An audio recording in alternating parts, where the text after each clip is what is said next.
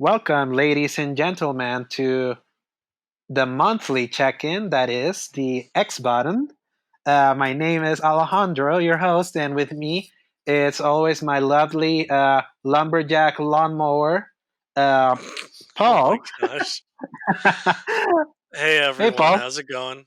It's Yeah. been a hot second since we've been doing on here, but thanks to mix of COVID and general busyness in our lives, Hmm. I know I am very excited for everything going on. I'm gonna move my microphone just a little bit closer to myself, Oh, and yes. Yeah. Oh, much we better. have a lot to talk about, and hopefully we can knock it out fast enough to let y'all get back to y'all's lives. But Yeah. Alejandro, first and foremost, I think what happened a couple of days ago. Okay, so no, but more like context. I know there was a joke, like especially of our release cadence, how we've gone from weekly to then a month hiatus, then we came back, Hmm. and now we're back a different month. We recorded halfway through May, leading into Memorial Day, so that kind of set us back because you had to leave, and I couldn't find a co-host that I thought was going to be available. But Memorial Day shenanigans. Then the whole world got on fire because of all the protests and all of that, and I felt that was like it was good that we didn't record that week because more important things were happening. Plus, there wasn't really anything to talk about. And good thing then a week after that, we're finally back, even though it's a new month, because finally, we got the news that we've been waiting for forever. Oh yes, And boy, did it deliver. I am so ready. And Alejandro, you and I went back and forth on what they were going to offer, what they were going to put out there. And honestly, I was not sure what they were going to put out and Hmm. to give us, but I'm so glad they decided to knock it out of the park with this one. Absolutely. So yes, in previous episodes, I've been like harping really hard at the fact that, yeah, just to not bury the lead, the PlayStation 5 has been finally officially shown, and we got to see a big event for it, which we've been waiting for since forever, since like the second to third episode that we recorded. We've been mentioning how soon Sony was gonna finally say something about what they're doing, since Microsoft has basically taken them to task and been revealing everything while they were saying nothing. Hmm. And the more they were literally staying quiet, the more expectations would rise. So that if they would if there was any chance that they would screw it up, it would be really harmful for them. Hmm. And of course, we got the first big red flag when we had the ASMR talk back in March. So that was like Which, the first time that, yeah. yeah, like Which looking looking back back, on it, I'm realizing that like they never really said it was supposed to be for mhm, everyone. yeah, That was supposedly just word for word what they were supposed to show at GDC. So I was like, okay, yeah, I get it. I just didn't exactly. know that at the time. Yeah, and the thing is that they also didn't do a good enough job at setting the right expectations, Yeah. because of the way that they showed their console, their previous console, in something kind of similar. So, and everyone being so content starved of information and just wanting to learn anything about the new machine, that ASMR style talk that we got, which really cool with all the technical details of what the new console was going to be, it wasn't the right thing to get right out of the gate Hmm. after they had been quiet for so long. And just for context, like we haven't seen Sony put an event like this since E3 2018. Think about that. Wow. It's been 2 years, almost Oh, to the day, when they did a press conference where they only showed 4 games that they had already announced.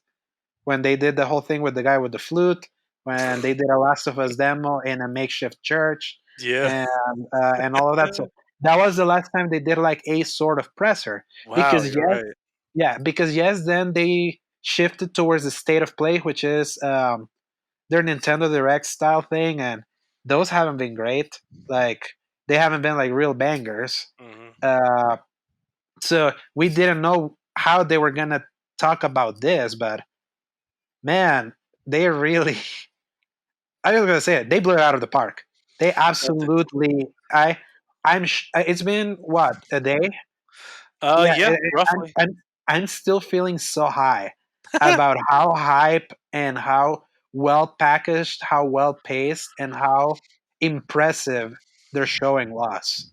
Like, like seriously, in an hour and 15 minutes, this is probably the coolest presentation I've seen of games since E3 2016 when they did the live orchestra when they were showing all the games and all Hmm. of that. The Sony E3 2016.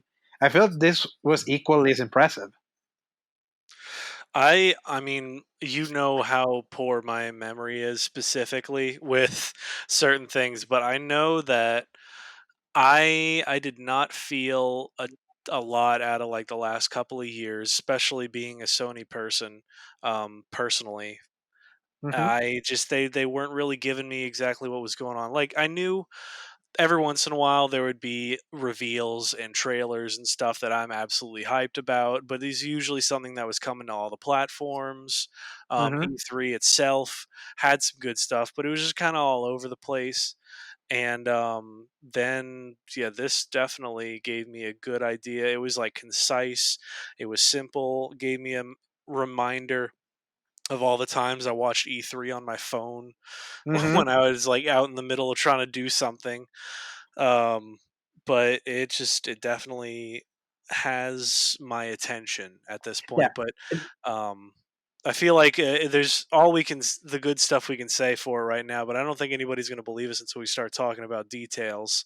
Hmm. Paul, you ready? Oh, I'm ready. I've been born ready, my boy.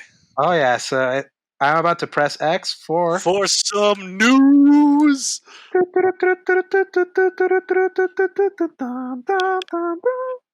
Okay. So we kind of buried the lead at the beginning of this thing, but yes, finally, after months of waiting, the PS5 was properly introduced by Sony in a incredibly well made presentation, considering that they're still in lockdown.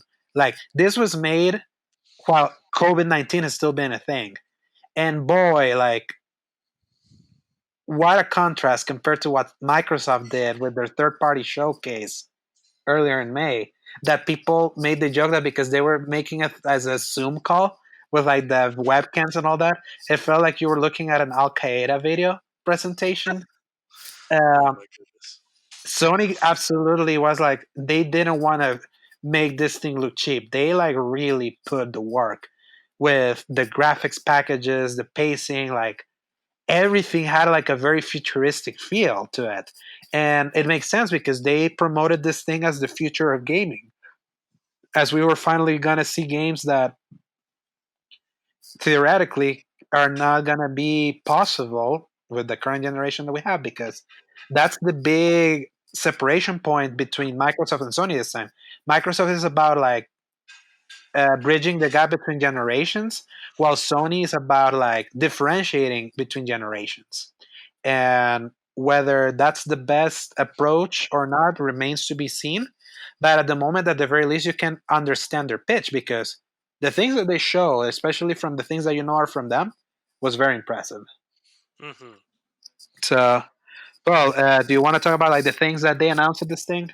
Oh yeah, I'm going to Run through talk the about list it. and just like, So, first off, I gotta just mention briefly the absolute audacity for Rockstar to give us that little emblem at first and yeah, then show GTA 5 yeah, again oh yeah, 7 years later. Somebody yeah. put it out. It was like it was Did, actually eight did the years, I think.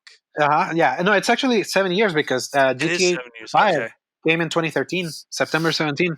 So in the span of like 8 years previously before GTA 5, they were able to come out with four different GTA games. And now, since they've realized the massive success that is GTA Online, they have Hmm. realized there is no point to waste money on anything else except more updates. Hmm. And I still believe there's got to be something else that they're planning in the future, but I guess they wanted to clear the air and say, hey, until then, you can definitely do that. And not only that, you can keep playing, but we will give you $1 million every month until the game comes out on PS5. Yeah, I feel starting with the GTA 5 right out of the gate, was a good way to kind of like maybe lower some expectations because you're like, Maybe. oh god, because it's like, oh, you're showing us a game that graphically speaking came out in the PS3 era, Yep. and it was like, even though I feel I saw new story stuff. I don't know if you agree or not. It feels like I I saw bits and pieces, but so all of that was actually online.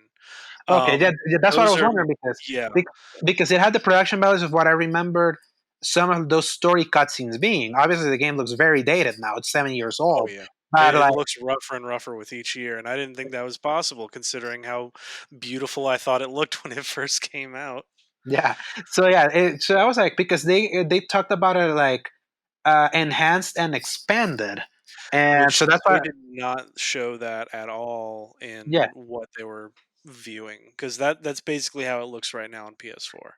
exactly. So and obviously, what they're showing, it wasn't them saying that this is running on PS5 hardware. They made it a point that in the left in the upper left corner it said PS4.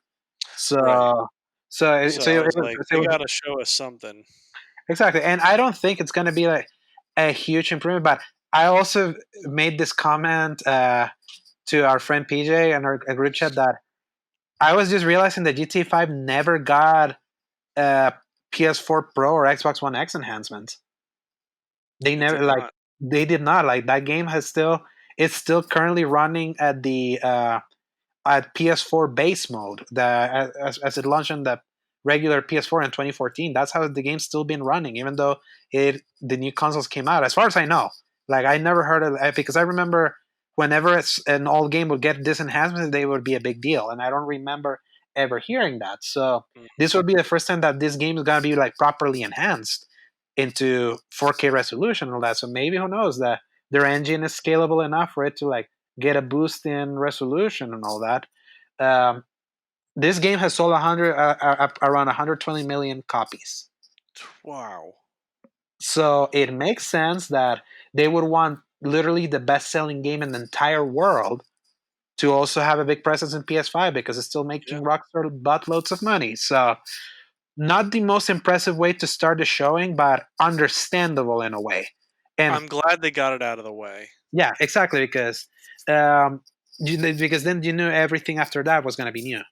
Oh yes, and speaking of new, Alejandro, we had after GTA 5 and its mildly disappointing trumpet solo, the Spider-Man spin-off Miles Morales coming out next. Started with a theatrical CG moment and then jumping into gameplay and hyping me the heck up. And it sounds like it also hyped you up a bit as well. Yeah. Any thoughts? Literally, I don't know why you even said disappointment in there because I was not expecting to see anything Spider-Man at all based on when the last game came out. And if Oh that no, it's I meant disappointment as in GTA 5. Like oh after okay, that, then yeah, we got Spider-Man. okay, Oh yeah, no, don't yeah, even yeah. get it twisted. Exactly. I think you twisted your words there because as soon as they finally are were like, okay, everything from here is like gonna be running on PS5, capture on PS5. As soon as I saw the hand, I literally screamed to my brother. I was like, "This has got to be Spider-Man, right?" And then you hear Peter's voice, and then Yeah, you kind of see the silhouette of the Miles's mouse mask. costume, and I was like, "Are you effing kidding me right now?" I was like, "This is what's next." Like a Miles, because that was like the big tease from the first game Yep. that Miles would get his powers. And I'm like, so they're going in for Miles now, Mhm. and probably the most hyped thing is that Holiday 2020. I was like, in the same year that we're getting The Last That of Us Part that 2 blew and my mind. Ghost of Tsushima, we're getting a Spider-Man game. And yes, we have to kind of preface this thing because there has been a little bit of a PR snafu with this specific game after the reveal with some misinformation that has been out there. Based on like what an exec say, like a Sony executive from Europe kind of mentioned this. Uh, the Sony executive called this an expansion and an enhancement of the original game, which gave the idea that what they were going to do is just basically resell Spider-Man PS4 and just have this as an expansion. But then Mhm. it has been like confirmed that this is a full standalone game in the vein of Uncharted: The Lost Legacy. That it's Which like, I didn't hear anything about that news, so I was like, I kinda had a feeling that Spider-Man Miles Morales, so I was like, this would be kind of weird if it was just their sequel jumping immediately to Miles. Hmm. That seemed kind of strange. And then to call it Miles Morales rather than Spider-Man 2. Yeah, And then exactly.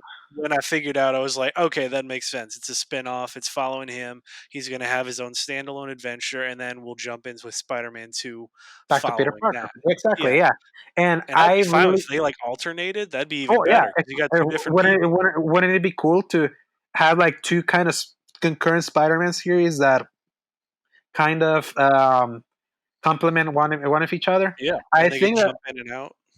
yeah, I feel the cooler thing would be they're using Miles Morales to like really engender and really endear him into players now, so that then by the time we reach Spider-Man 2, you'd play as both.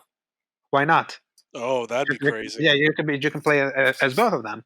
And also I feel, especially considering the times that we've been having with the George Floyd situation and the Black Lives Matter movement, I Mhm. feel it's pretty baller that to remind people that that there can be good representation in entertainment. And that was always the point of Miles Morales when he was created back in 2011, to finally provide like a hero that people from that ethnicity could Mhm. feel represented well. And I'll still stand that the animated movie that had him front and center, was probably Yeah. my favorite movie in 10 years, Golly, really? like since 2008. It was Like a great movie. yeah, Don't get me wrong on that. That is, yeah. I get like it earned every amount of clout and award that it got because I think it really shook up the whole like entrenched heavy like old money kind of Hollywood Mhm. because that showed up and was like sweeping things left and right if I was remembering right. So Spider Verse is like probably the greatest comic book adaptation thingy that represents what a comic book is, like the style Mm, and joy of comic books, like the arousing of heroism that you can get from comic books, and like the joys, like the joy that permeates every single frame of that movie. It's like it always gives me chill. Like someone did a cut of this trailer that they did for Spider-Man Miles Morales. They intercut it with like the seminal moment from Spider-Verse when he like jumps oh off the really? building and he's falling, and the way it's shot is like he's ascending, and Hmm. they Yeah. put it and they put it intercut both that movie and this trailer with the song. And Oh boy, nice. I had like chills on my spine because it just reminds me of what an incredible movie that was, and how excited I am to have something with Miles Morales as like front and center, and that we're getting it this year.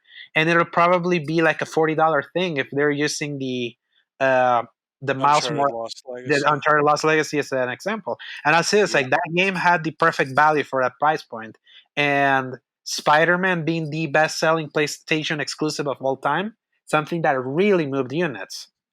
They Hmm. really found a way to convince people to go get PS5 at launch. Oh Simple as yes, that. that Spider, yeah, definitely got me for exactly. It's sure. like that's because historically Sony never has like a. You usually buy PlayStation consoles on the promise, not for what's there at launch. What Right, was and there this at is launch? probably the first time in a while Yeah, this they is really have something. like maybe not as intense, but I even consider this like a the idea of this game launching with this console reminds me a little bit of like something like Zelda Breath of the Wild launching on the Switch.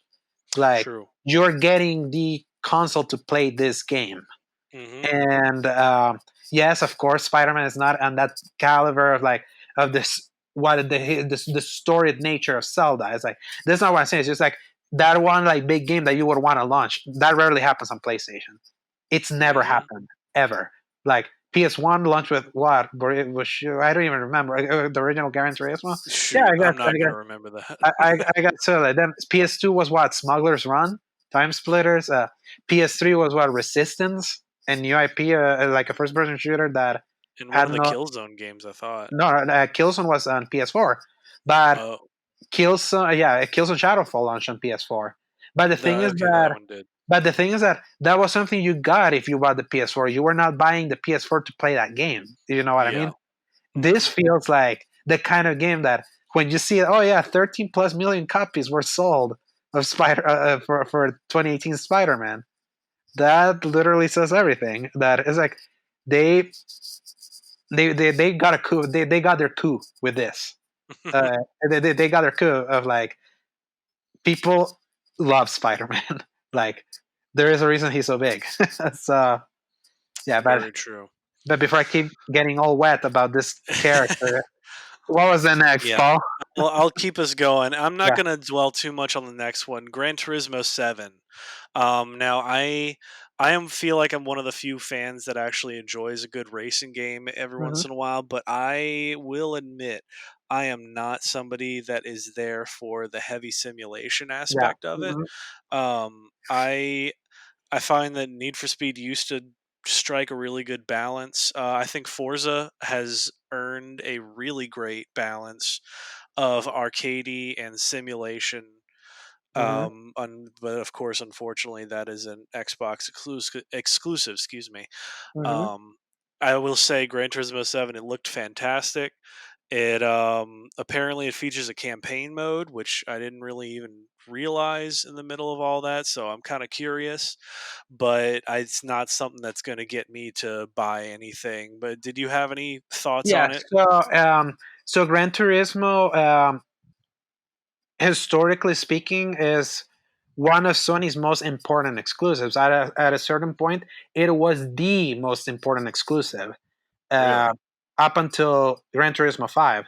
Like people bought PS3s to play Gran Turismo 5. Like the Wow. fan base for these racing games is sickening in like its loyalty to this franchise because they are all in. Like when you meet a Gran Turismo 5 fan, holy crap, these are the people that how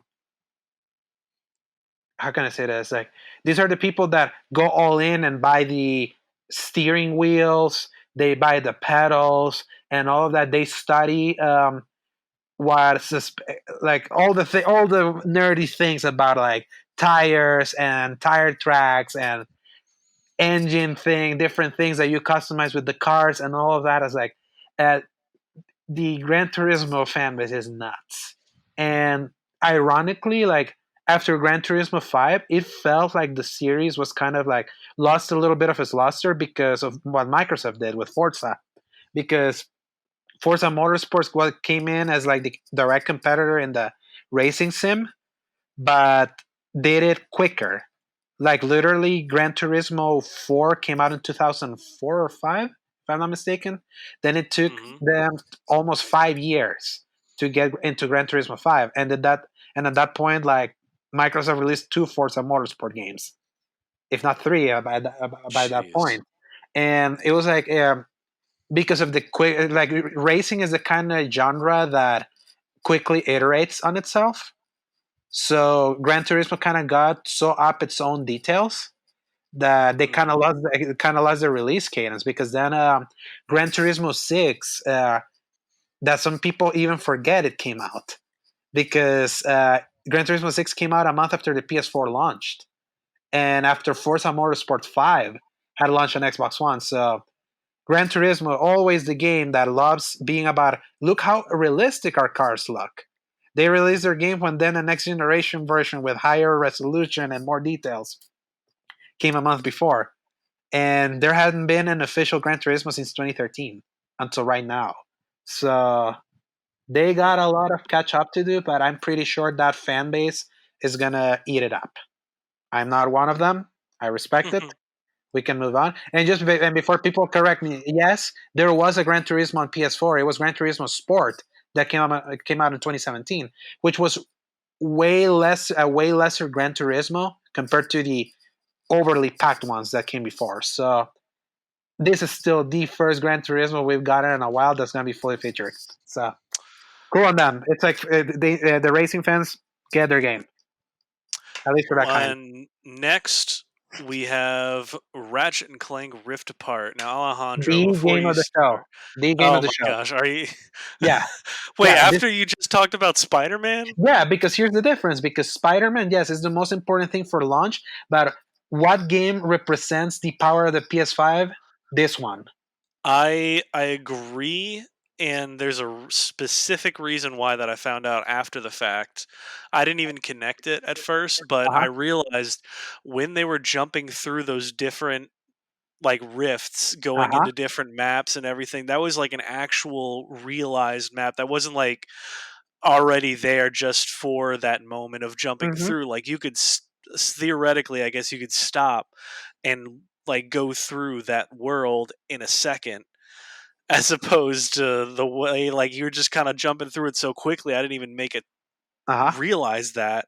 Not to mention being able to just teleport through different areas, just for Hmm. the combat, the particle effects being absolutely everywhere and holding Hmm. most of its fidelity. Apparently, it was a lot clearer as always. Um, in like an actual normal native resolution rather than streaming through the Hmm. what's it called, the presentation. Uh huh. So any sort of tearing or frame rate drops or whatever was apparently due to the stream. Oh, absolutely. So And I'm very curious. they said ahead of time that this stream was going to be 1080p 30 frames per second. That wouldn't fully represent the actual resolution of those games because of Right. COVID-19, because the bandwidth is not there considering the place where we're at, and they immediately uploaded 4K native versions of those videos after the presentation, and you can go check those out. And Dang.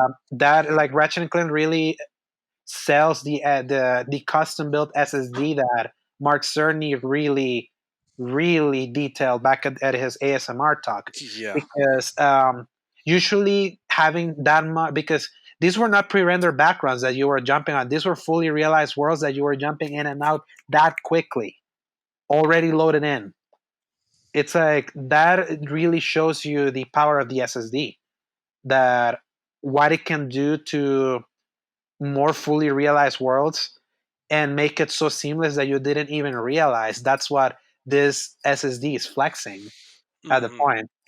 Absolutely. And even better is like why I feel this was the game of this show is because you know what Ratchet and Clank is. You know how those games are. These were no smoke and mirrors. You can actually see how this is benefiting something as tried and true as Ratchet and Clank, Hmm. and you know all of that is real. So And it's that's what very makes it more. interesting. Yeah, that's what makes it more impressive, and also just shows you what a important purchase it was for Sony to get Insomniac games.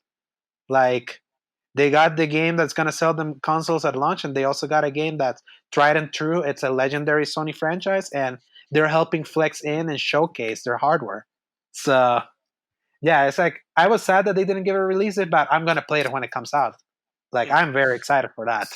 So I'm very curious as well because I will be the first to admit I did not play Ratchet and Clank growing up, but I never it wasn't like anything I had against it. I just did not have like a console until older, and I was in mhm. that stage where I was like, "Oh, it looks cartoony. I don't want to play Uh-huh. any of that cartoon Yeah, kitty stuff." exactly. And The yeah, pendulum that has was swung. The pendulum has swung. So yeah, yeah, I mean, I've just learned to appreciate what is like a well put together game, whether or not it was made for kids, and because we've also learned. Mhm. especially now that you're mentioning it, even though we still haven't gone through all these games yet, I just want to commend Sony how they made a point to showcasing so many different styles of games this time. Yes. Because I know, yeah, sorry, PJ, I'm gonna put you on blast here. I'm sorry. How he was talking about how like uh, the more realistic games look, the less excited he is. I think that's how he said it. I think And it was specifically the he was disappointed in the way a lot of games were coming out looking and feeling the same. photorealism, yeah, no, like pushing photorealism. Also true, yeah, he Yeah, did mention that as well. yeah. And this presentation, there was barely anything that was photorealist other than Horizon for that's coming up later. Like It, I would even say it, Horizon still has a sort uh, of style to style it. to it, exactly. Spider-Man and I think Resident Evil might be the only Yeah, ones. Well, Resident Evil um, probably would be the yeah, only one that has that, but it really goes to show it's like I highly appreciate because I've been talking about how like Sony's greatest strength back in the day was like having a huge amount of exclusives and of different caliber. And during the PS4 era, they started getting a little samey. But just seeing it, like some of the things that they showcase here is not Mhm. just visually, but in style and all of that. It was like I highly appreciate for them to like go back to that route and to prove people like PJ wrong. Because boy, I was like, because it was like I highly appreciate that we got so much different style with this thing. It's not just I it, agree it's not because just there's about something for everyone. yeah, it's not just about oh how realistic this person can look. Mhm. So 'Cause I think it's less about that now and more like what you can do with the surroundings of the yeah, people, I think. I'll take That's the where it's at. I'll take the Pixar experience over the live action. That's just really it's And okay. we'll have the Pixar experience coming up soon, but, Yeah. so to distill all of these a little bit more because otherwise we'll be here for about 3 hours, Hmm. how about we give like a couple of sentences at least on some that weren't really the biggest Yeah. focus, like for instance this next one, Project Athia. I Hmm. think Square Enix, it looks cool, looks very interesting, like they used up some of their time for like a very climactic and cryptic looking trailer and then Hmm. jumped right into like platforming and some kind of action. It looked very interesting, but I'm not really sure what's going on, so And the fact that it's called Project Athia tells me it's not a game yet, so we don't have to dwell on this. Looks cool. also It true. it has a Final Fantasy 15 vibes to it because of It the did, you know? yeah because it was made by the Luminous engine, and Yeah, Luminous true. engine is what they use for Final Fantasy 15. So that's a game I want to hear more when it actually has a name. So Yeah, that's fair. Moving on, we had the very cool worlds of Stray, very neon, cyberpunk look to it. And apparently, you were playing as the cat the whole time. I didn't even yeah, realize that, Cat but I'm Simulator. curious. Feel like it's going to be heavy on like platforming. I think very environmental storytelling. I think, Yeah, but and that's about all I have to say outside of I think it's very interesting. I appreciate the fact that indies were here. That's the kind of indie game Yeah, that just adds spice to life. And hey, very more true. more cat simulators, please. Oh yeah. Our next one was Returnal. Where Yeah, besides the kind of stupid name, I think yeah, it is interesting. The idea of somebody it is. seeing their death Yeah, over and over again. exactly. I feel this is basically Edge of Tomorrow, the game that like Yeah, or and Groundhog it Day. looked. I think there's a reason why they didn't show us the gameplay overall because like there was parts of it, but it wasn't like raw gameplay, and it looks almost like just a basic third person shooter. Just as we were watching her shooting things, platforming, jumping around, and whatnot. I wasn't super sold on the gameplay nearly as much as I was the mystery surrounding like this planet and what's actually going on with this So lady. here's the thing, like to me, Hmm. actually watching the gameplay was actually quite impressive because I Really, know what this studio is. This is the studio that made Resogun. This is the studio that that's made true. that made Stardust Um, HD. This is the studio that made Dead Nation. They were the master of the twin stick shooter, and this studio is really well known about like getting you hooked with a gameplay loop. And seeing them finally branch out into something way bigger for them, it's actually pretty impressive. And also the fact that Sony was able to convince them to try to pursue this road because their last two twin stick shooters, Matterfall and Nex Machina, didn't do that well, and they actually basically swore off arcade style twin stick shooters forever. And they were working on a battle royale that they're no longer working on. So for them to see to shift towards this kind of game was like, and the idea of it being seeing your dad, because I can already see a gameplay loop where you die and then you kind of repeat that and then probably you can chase high score and do a bunch of stuff. Like I feel that can be really cool in that kind of perspective for the kind of games that they make. mhm. So definitely we have to see a little bit more. But I understand where you're coming from if you didn't know the context of what Housemark was. Yeah. I So definitely did not. Makes me curious, but it's definitely going to be one I'm going to check the pulse on before I start spending money. yeah. Next one, we kind of talked briefly about this Sackboy coming back in his own little 3D platforming game. I love the idea. I think it's going to sell a bunch. Everybody loves Sackboy. He's an adorable And little just to make it mascot for clear, PlayStation. we talked about this behind the scenes. Yes, we Yes, talked about this behind the yeah, scenes that yeah. I was of the mind of just like, all right, I guess Little Big Planet 4, it's not like you're not building your own levels, you're not doing all Mhm, that. Alejandro explained that it was due to the Little Big Planet 3 not doing well, but everybody mhm, loves Sackboy. So mhm. why not make your own adventure game as Sackboy? So I was Exactly. like, you know what? Makes sense. Yeah, especially since Dreams exists. Also So true. Dreams is there already, like fulfilling media molecules, create your own game thing. But people really love Sackboy, so why not try to put it in something that's different instead of like the side scroller, something that actually looks like Super Mario 3D World that Hmm. also has co-op in it. It's like just another cute, quirky platformer that can add a little spice to the PS5's library.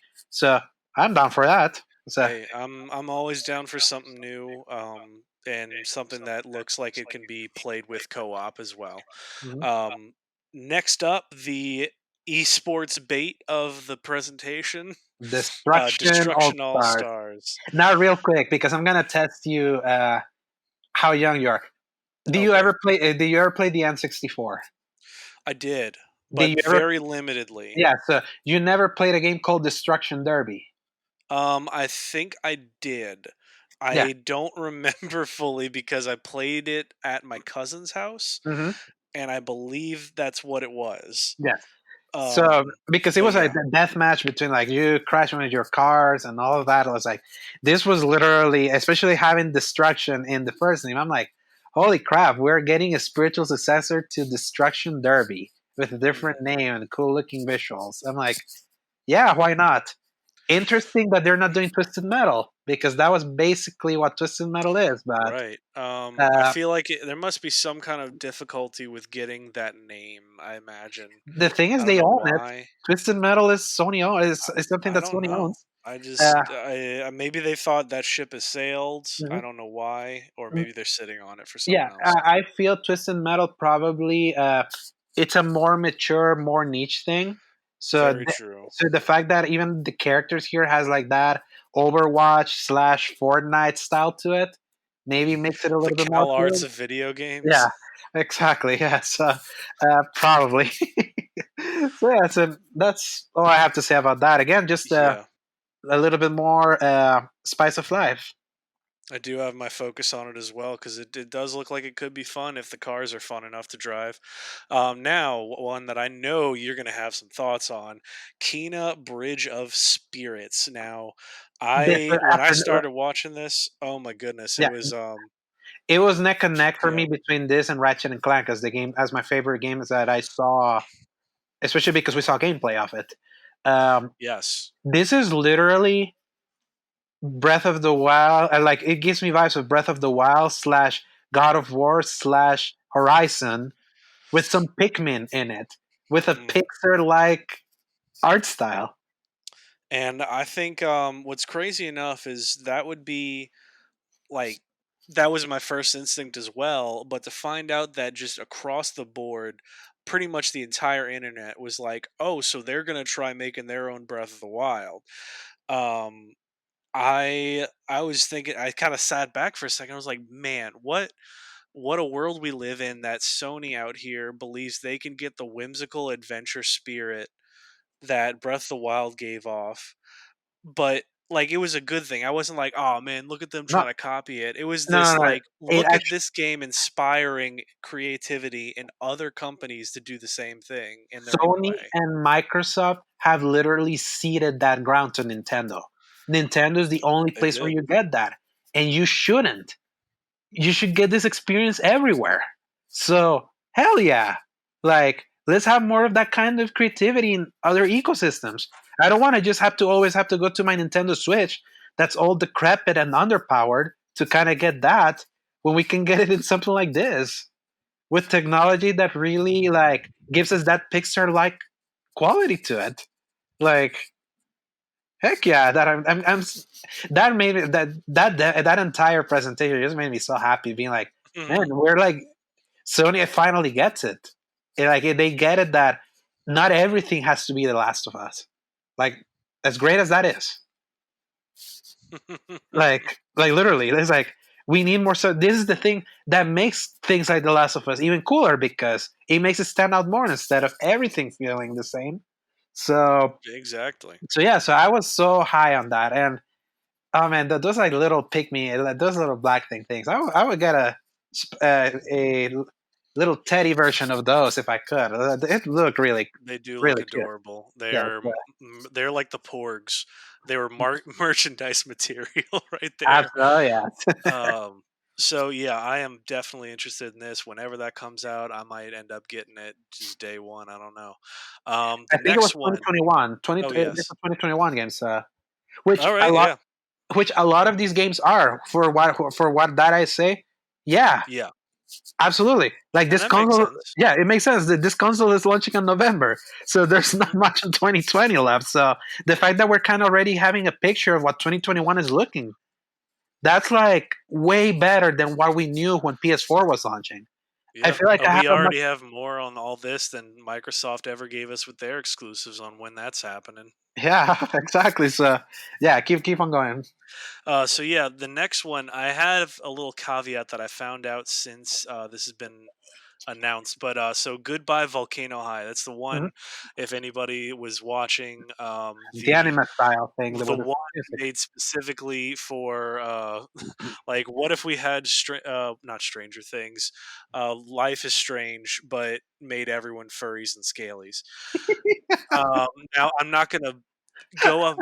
I'm not gonna fight anyone on that. You can do what you want. You like your thing. It looks like a very like emotional, story-driven kind of story. Alejandro, I want you to get your thoughts in before I add this next thing in. What do you think of this? It looked cool.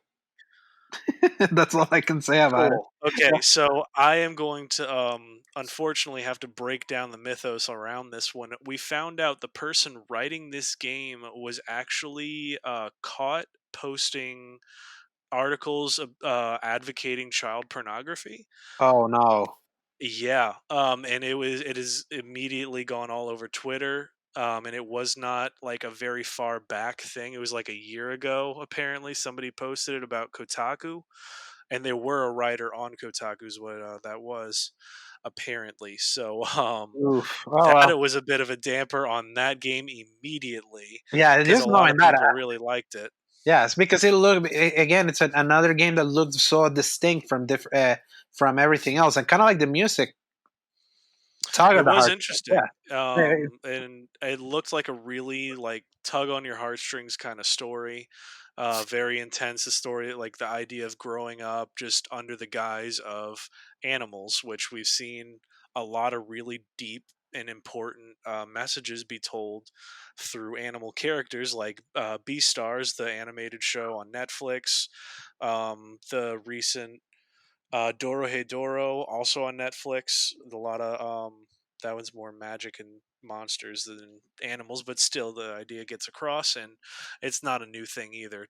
mhm. So I would have been absolutely for it. We're gonna have to see how that whole story develops to see if anybody's gonna be even wanting to back that one up. Yeah, it'll definitely be interesting to see like if there's any shakeup behind the scene in regards to that one, and Yeah, if we get so far away from it that then it becomes a thing that can you judge the art and not the artist, which right. these days it's getting a little harder to do, That it is. but we'll see. Um, Yeah, let's move on with that. That's kind of a Yeah, lot. that's a discussion for another day. Yeah.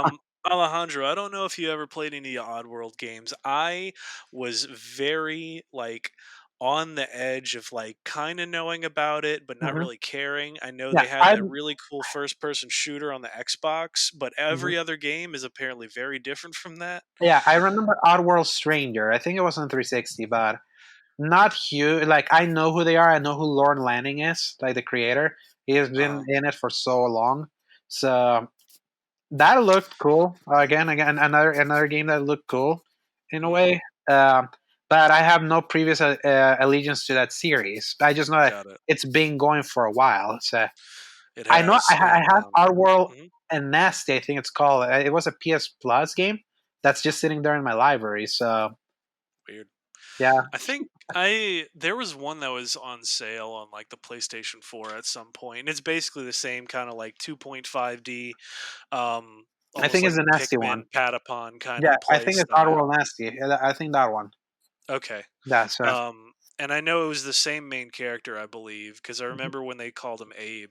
That sounded familiar. So, yeah, it was. It looked interesting. I thought it was weirdly like over theatrical for what it was. I feel mhm, like they had to really sell people on the idea, like, yes, it might be 2.5D, like strategic movement, but hey, look at how epic this story is.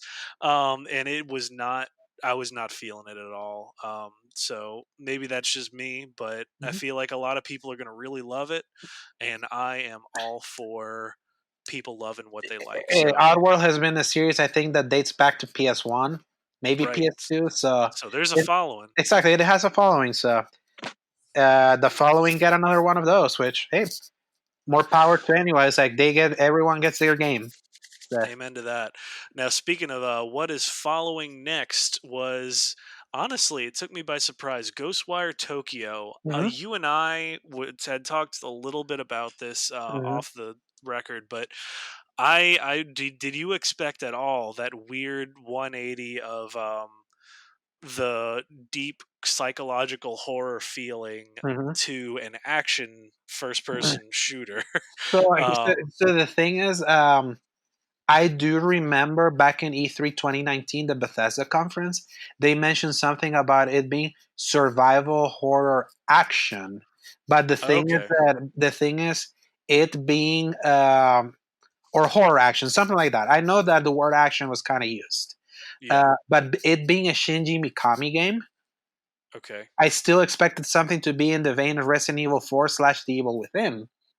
Um, Which wasn't that the lady that has since departed from yeah, that game? yeah, the lady Nakamura was her last name. I don't remember Mhm. her first name. Is that everyone loved because of her enthusiasm for that game? Oh, yeah, she had the glasses on that, Yes, stage. exactly. Yeah, Yeah, I remember her now. yeah. So she did that, and then she left the studio.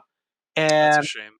I can now finally like put in my conspiracy tinfoil hat and probably say that that's probably the reason why she left.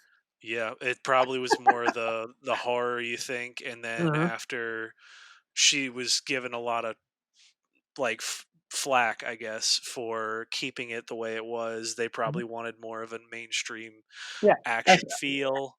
yeah. I want to say flack, but I mean, it were probably Yeah, more like probably a it was a poor creative. choice of words. Yeah, it was probably like a creative direction that she didn't agree in, so she's Yeah. out. So I mean, Which we is talked such a about the shame because it looked like a really heavy, like, psychological horror, and mhm, I find that it is very difficult balance yeah, to make a horror action exactly. because you usually, though, it's like a sliding scale. You can do it, but it's very difficult. Like, I Depends would on what the say, intent is. If the yeah, intent is to scare you, it's harder to do that in an action game. But if it's more correct, about like the visuals and the thing of and the things that you look at, just being more of that aesthetic, I can see it working. Probably the most important thing, most notable thing about this thing, and I'm gonna jump ahead a little bit because this was yeah, another Bethesda game that was also here, Deathloop, which was like yes, the really incredibly cool looking first person shooter it did. with I like that. Dishonored vibes and all that. These games are PS5 console exclusives. What the Yes. heck? Like, how? Bethesda, of all companies, making console exclusives for PS5 over Now, I at. will say, that is probably just because they are the not producer, publisher, and Arcane being the ones that made Dishonored, um, have a much better, I would say, work ethic than like corporate Bethesda, if that makes sense. But Um, but the thing is that these games are still published by Bethesda, but they are going to be exclusive to the PlayStation 5 as a Oh, I see complement. what you mean. Like That's what because Bethesda is so known for branching out a bunch. No, Bethesda is more known to play goody two shoeies with Xbox all the time. Oh, I see If what you you look mean. at their like, just look at just to give an example, go back at the last 2 or 3 years of Bethesda conferences, look at the games that they announced, and look at the demos that they put out, and look at the button prompts that show up there. Mm, Always Xbox controller. Like it's always been Xbox. They have interesting. had a good relationship with Xbox, dating back to the 360 era when they had the Fallout 3 DLC first. Same as Hmm. I think New Vegas had it first, and same as Skyrim. Fallout 4 on Xbox One had mod support before they were on PS4.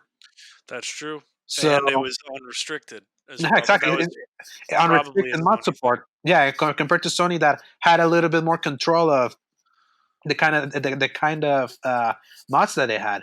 So to me, I think that it's quite impressive that what it says about Sony and the PS5, that a publisher like Bethesda is willing to the uh, eat the cost of the potential sales that you could probably get an Xbox at first to put this thing in this machine.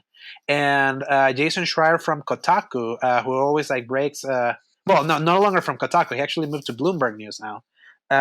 He Before we still knew about PS5, he had off the record conversations with a lot of developers in regards to PS5, and he was very vocal about how frustrated he was about the way Sony presented the ASMR conversation in GDC, and how the big takeaway was the specs that looked weaker than the Xbox One X, like from a sheer numbers perspective, putting them side by side, because he had heard so many developers saying that the console that they were most excited to work on was a PS5.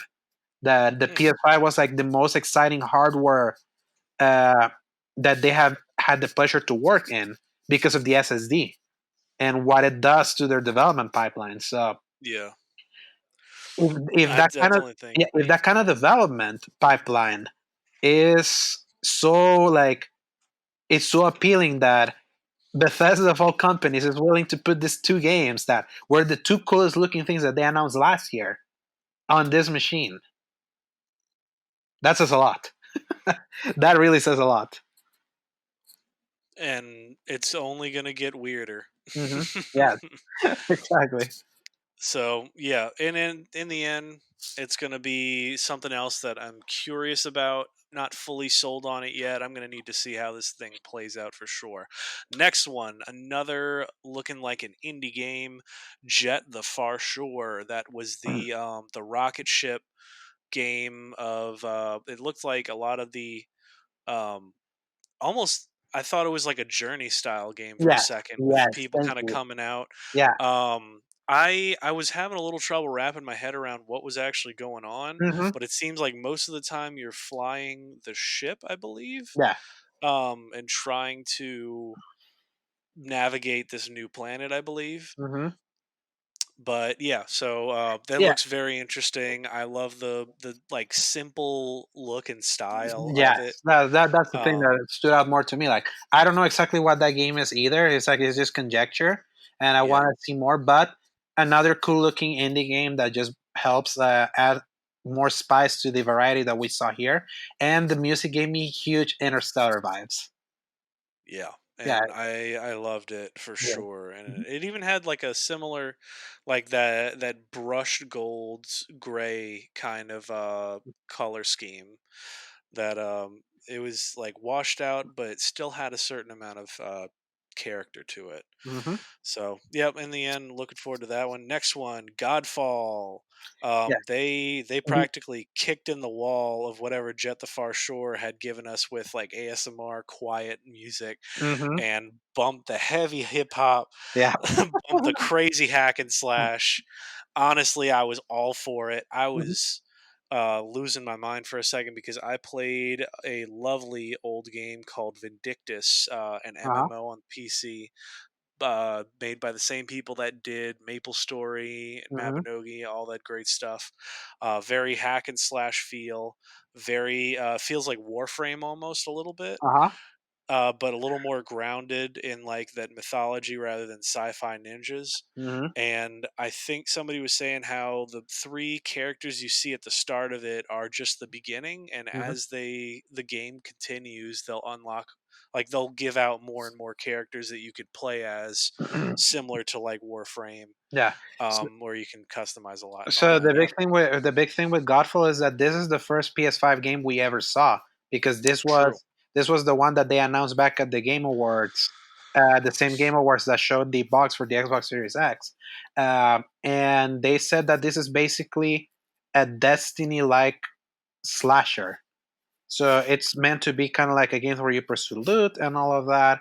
Just instead of guns, it's swords and the kind of things that we're looking at it. And the big notable thing is that to me, it's like it looked kind of generic. It didn't look that impressive, but it's also a launch game. One of the few that we know that are confirmed are going to launch with the box.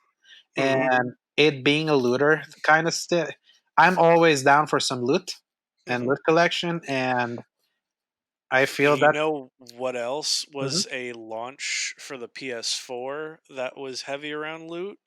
Warframe. Warframe. Yeah, exactly. So, And I mean, like, and that was so generic when it mhm, came out, and I exactly. was honestly not for it at all. So Oh no, it was I, bad. Like a lot of people downright say the game was bad at that point, and it's evolved beyond that. yeah.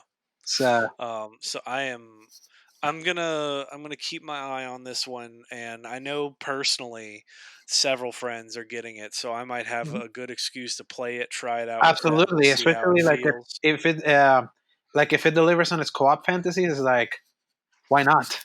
Like Oh yes, I already like I can see myself getting a P with a PS5, especially because Destiny 2 is going to be available there for free, and with all my purchases coming over with it, I can see like getting a PS5 at launch and having that Spider-Man game, Godfall, and Destiny. yeah, I think that's more than enough.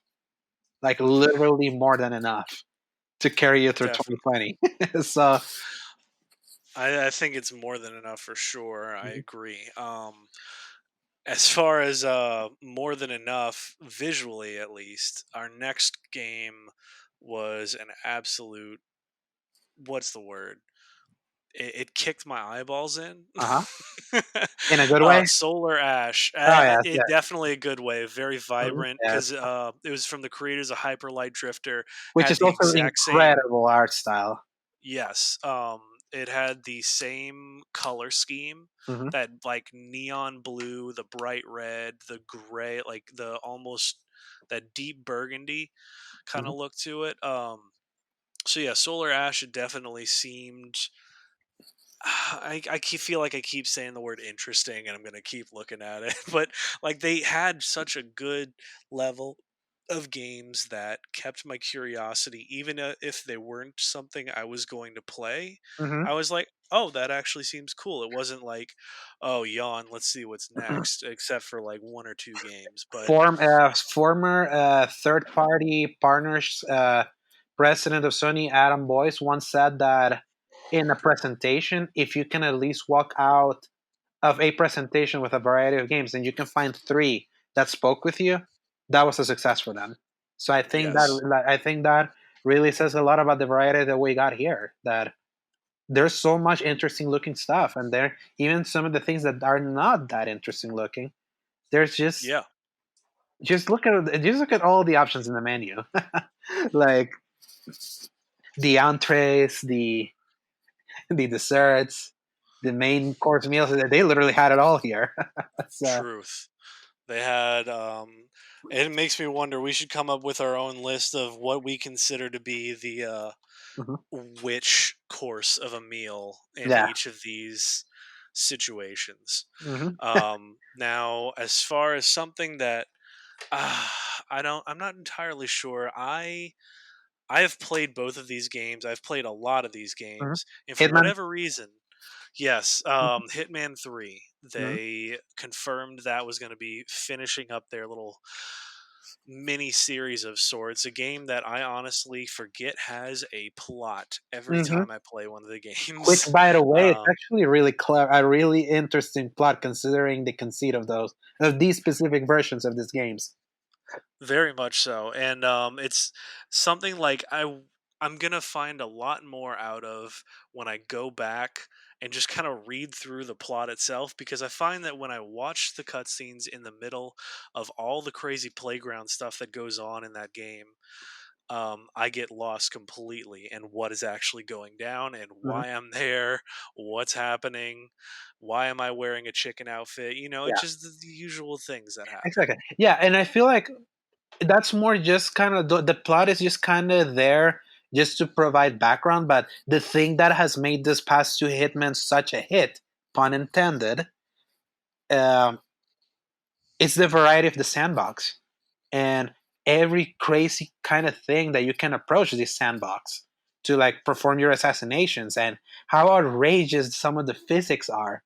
Like, have you seen the video of the flying suitcase that just Yes, I have. homes in on people? It's I like love that thing. it's they're like those games are like really really incredible in its gameplay and what you can do with that. And just thinking of the ways like a ray trace actual high resolution version of these games will look on Mhm. on like the PS5 and Xbox Series X, and the fact that it's coming in January again already, you're already being served like the things that we're gonna be doing like through the course of a year with this console, and these are Mhm. big hitters. They're like Hitman is like a big hitter. It's like it's a perfect let's play game. Just to have some, I had so many friends. I just gave them the controller and let them play loose. It's really entertaining seeing how they react, like the way they react to the sandbox of this thing. And I can't imagine like the things that they can do now with a proper next gen version of this game. Very true. I'm very curious. Like, either they're gonna make the maps even bigger. I feel like they were already fairly dense because just the sandbox nature of the series. So I don't know what they're gonna plan on doing as far as moving forward. I do wish, even if it's not as full of the point system, I Mhm. do wish it was a little more, a what's the word? I wish I was able to actually go loud every once in a while. Mhm. Like, even though the Hitman Agent 47 is like just this walking tank practically, I feel like there's no way once I'm detected that I can actually fight anyone. Mhm. I like, you can kind of do a couple of things here and there if there's two or three guys nearby, but there is nothing you can do. And I get it, but I feel like with how much they've hyped him up, I should be allowed to do a little more damage. So maybe I like, Hey, if ever I want to cut loose, he's called the silent assassin for a reason, Paul. If you, I mean, so, not according to all of those legitimately amazing live action movies of him. uh, He's just like an yeah, action yeah, hero. the live action movies got the character wrong. Let's just put it Oh that. yeah, no, definitely. But I think the reason why sometimes I get so frustrated in the stealth and messing up aspect of it. Sometimes you want to do the quick save a la Skyrim and go Mm-hmm, absolutely nuts on mm-hmm, everything and everyone in there. uh-huh. Um, and I do wish every once in a while I could do that, but that doesn't seem like an option that I could pull And on. that's kind of what I like about the original Last of Us, because yes, it's a stealth game, but You can go probably loud. Yes, yeah, that is exactly what I'm exactly. thinking of. And I feel that game does like it actually is more fun when you try to do stealth and it messes up and you scramble to Yeah, try to but make you it. can figure it out. Like, Uh-huh. that's the cool thing I like, where with Last of Us, if you're in the middle of craziness and everything goes wrong, you can still pull out a victory with like one or two things left in your backpack with Mhm. a little bit of health left, and you're like, man, I barely made it out alive. And I think more games could really learn to balance that of, oh my goodness, at all times I am just one wrong move away from disaster. But even when you make a wrong move, you can somehow pull out a victory, it Yeah. seems. Yeah, maybe the thing Yeah. is, I think there is a way to do that with Hitman. You just have to be more properly equipped for things to go south because it's all more about the improvisation of how you continue to do the silent assassin thing. So It's true. Yeah, I'm. It actually made me reinstall Hitman 2. With Really? yeah, it made me reinstall because I'm like, Hmm. I never gave Hitman 2 a real shot. Like Hmm. because other things came out at the time, so I'll be toying around with it a little bit more. So Oh, you'll have to let me know how that went mhm, around. But speaking of toying around, actually, our next game, as I'm told, is going to be free with the PlayStation 5 purchases, Astro's Playroom. mhm, And that, for any of the listeners, was the tiny, adorable little PlayStation Despicable Me robots that Despicable you Me, I could was. play with during like the PlayStation 4. I don't think they were on the PlayStation 3, but they No, might have they were because not. okay. They came in with the Playroom Yes, on that's what it PS4. was. Yeah, for when they were there to try to test the camera, the PlayStation 4 Yes. camera that originally was going to be built into a console, and then they janked that thing out of the package. Mhm. But the Playroom was still there, ironically. So Right.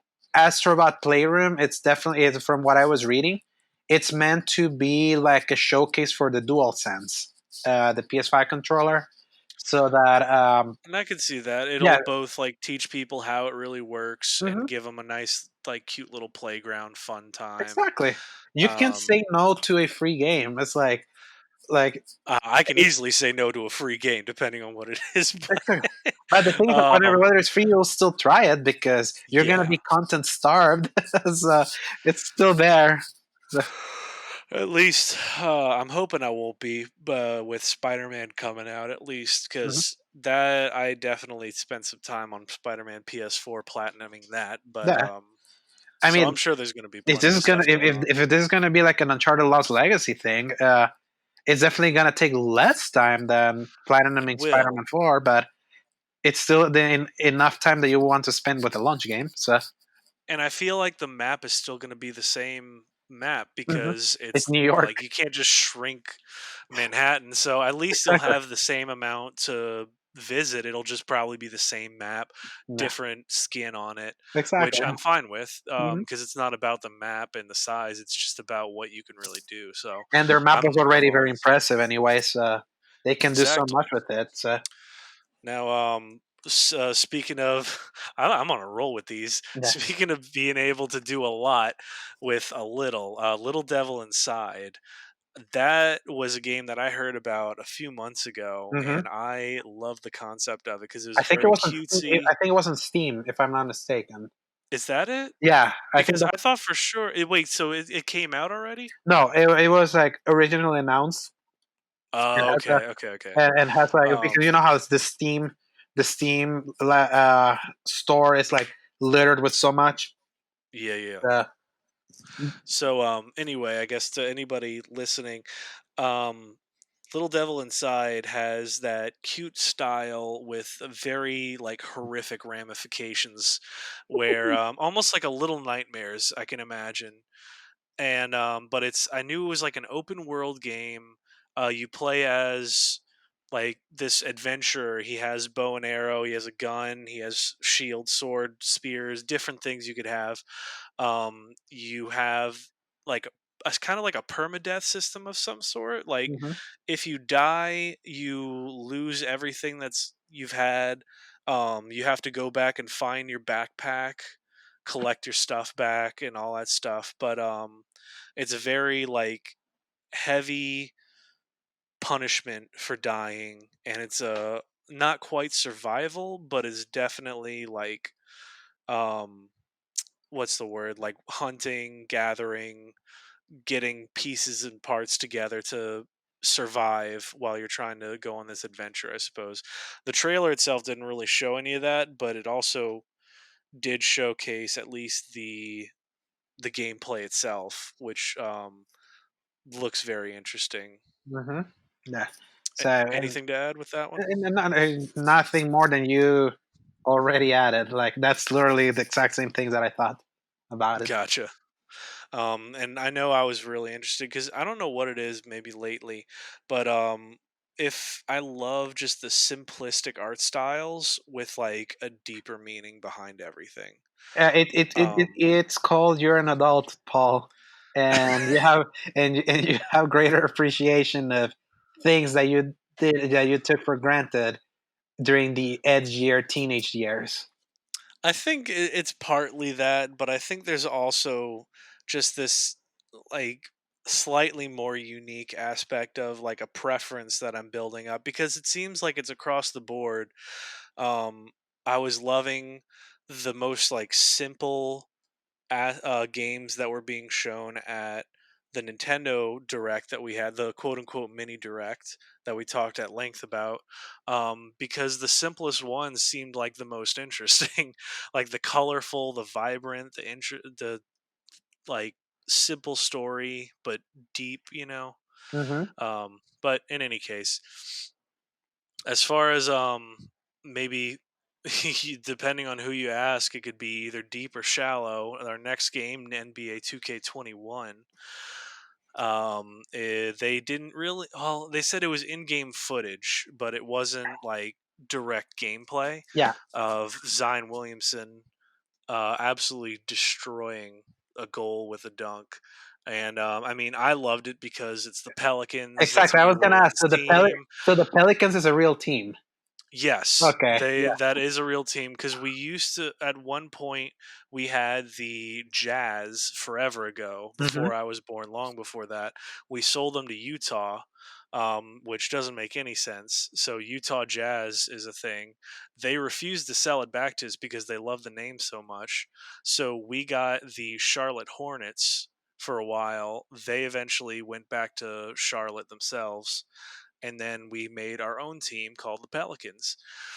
And after a little bit of struggle with our mascot, you can Google that if you ever want to look up New Orleans original Pelicans mascot. Hmm. He looked horrifying, so they very quickly redesigned him, and ever since it's been pretty good. And then of course we had Anthony Davis on our team until recently, um, and now Zion Williamson, and I am all for it because I'm like kind of a passing basketball fan. I'm not Hmm. like the biggest, but I'm there, and I've been buying NBA 2K games for the last like 2 or 3 years Yeah. outside of I think 2K18. I think I skipped that one, Yeah, or 17. and that's a series that my brother plays religiously. So I only always look at it at a side glance. It definitely the character model looked very impressive. I think this would have been more impressive had it been more in the context of a full court match, because that's how impressive it was seeing that with NBA 2K13, if I'm not mistaken. Or no, I think it was 2K14, the first one that was next gen Hmm. in this previous console cycle, and it was the only one that to me it looked very impressive. And then every game after that kind of lost that sheen to it. So I'm Hmm. looking forward to at least seeing my brother play through this one and seeing all the sweat pouring there thanks to the ray tracing.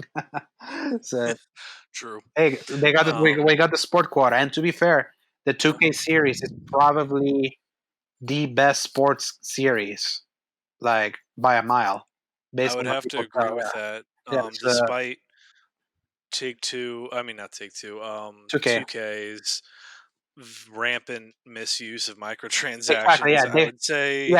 that's the thing. Like the core of the game is so strong that it can survive the greediness of its publisher.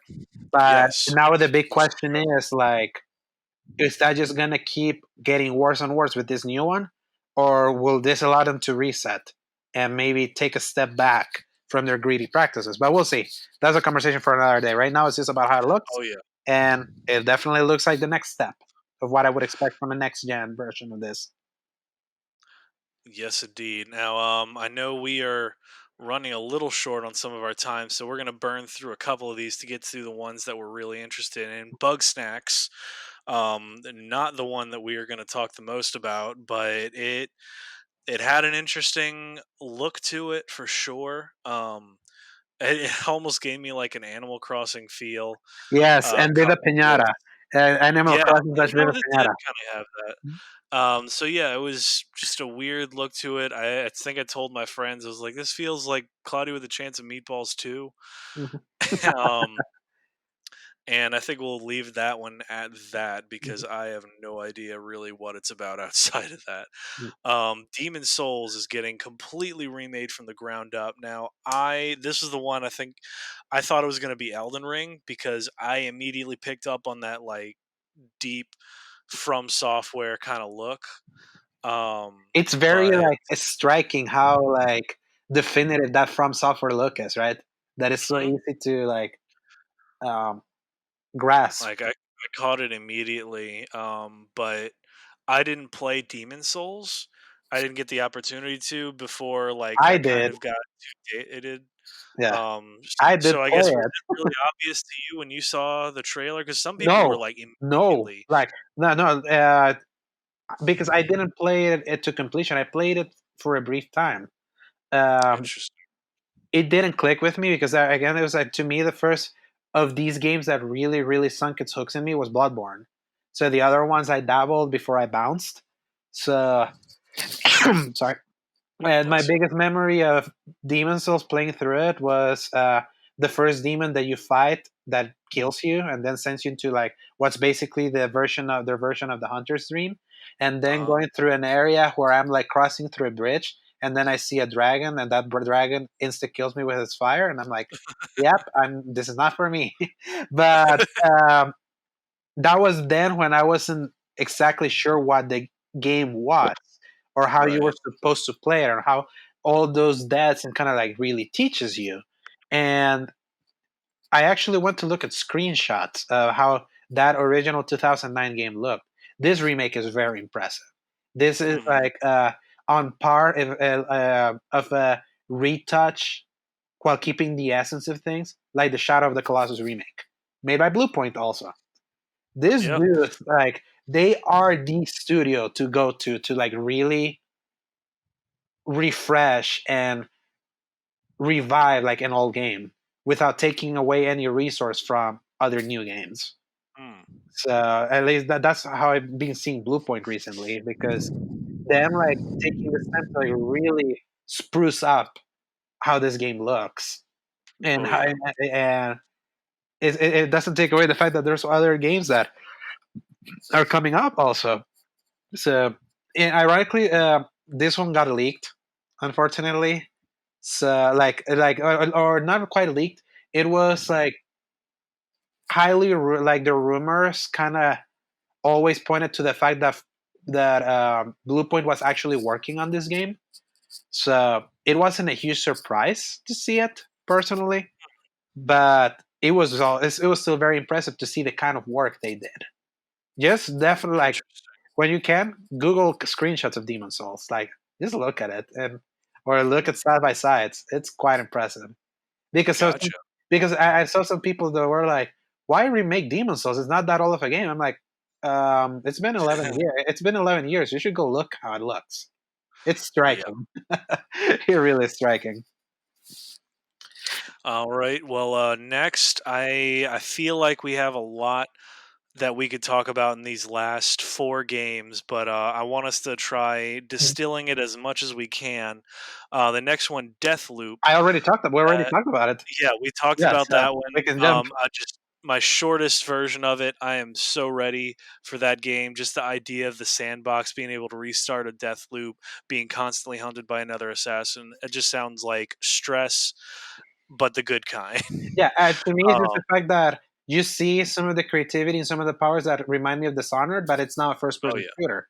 So I think that's a cool combo for Arcane because I think that's hmm what Arcane does best. So Definitely. mhm. Next, we had Resident Evil Village, which I think it took us both by surprise because I don't know why. Looking back on it, it seemed kind of obvious. For some reason, it gave me a heavy Bloodborne vibe, especially with that one guy that looked like he was turning into one of the beasts. Mhm. And then there was a gentleman with a like blonde hair, a wide brim hat, and sunglasses, and he looked just like Father Gascoigne. Mhm. And then it cut out to like the whole city at the end. I was like, man, this looks almost like an origin story, modern day Yarnum Mhm. kind of Bloodborne thing. And I was like totally distracted by all that to think about what it could So be. yeah, with this one and again another game that to me was ruined by leaks. in a way, because the rumor, like, I've known that Resident Evil 8 was a thing that it was gonna be a first person game again, and that it was gonna Mhm. have werewolves. So and that it Oh, was, that's what that yeah, was then. yeah, and that it was gonna be a little bit more nightmarish. So when I started seeing the first person perspective and the fact that Capcom has really been, like, with the exception of Devil May Cry 5, which was announced on an Xbox conference. Um, Capcom has been using PlayStation as, like, the place where they've been announcing the Resident Evil games since they started with Seven. That was Oh in yeah. that was on an E3 in 2016. Resident Evil 2 was in 2018. Resident Evil 3 from this year was in a state of play. Now this one, so I kind of knew it, but then, like, they did the clever thing where they just called it Village. So I was like, oh, Mhm. then I guess it wasn't They Resident hit Evil. us with And then they hit the us, yeah, with the VII. VII, which is how they did it with Seven. Also, Yeah, if you look back, so and it's like they did it again. They did it it again. It's just it like, caught yes, me because I was just not I wasn't, like, in that mode of, like, "What could this theoretically uh-huh. be?" Like, I didn't think about, like, "Oh, it's Capcom, it's something else." I was kinda along for the ride at that point. I must not have been paying attention, Mhm. and then when it hit me of the Resident Evil 8, I was like, "You know, this is kinda freaking me out. I don't know if I Yeah. wanna play this," and it And was you like play Resident Evil 8, and do you play and Seven? I did. So, like, that's what I was before they revealed what it was, Mm-hmm. I was like, "Man, I don't know if this might be a little crazy because 'cause I'm not one for, like, big scary games as Mm-hmm. much, but, then when they said it was Resident Evil 8, I was like, "Oh, shoot, now I Yeah. definitely gotta find out what's going on And now." next year, the 2021 game also Yeah, insane, so so very insane. Yeah. curious, what's gonna be And going then we down. see Chris Redfield at the end. So Yeah, he's actually going to be taking more out involved. somebody. Yeah, instead of what Um, his last minute cameo at the end of Seven, and he's chunky again now. That's so funny. he did look big, but I thought he was wearing, like, a jacket or something, Yeah, but so that I jacket just got looked very confused. tight. So I'm like, oh, they went back to thick Chris, like from Extra. RE5 or six. He got Yeah, I those think. gains. Yeah, he has got the gains again. Yeah. And Resident Evil 5 is when he started getting jacked, Hmm. that's when he, like, punched a boulder, Yeah. Oh um, yeah, got a lot of yeah. punching that boulder at the end in that Oh, yes. water fight.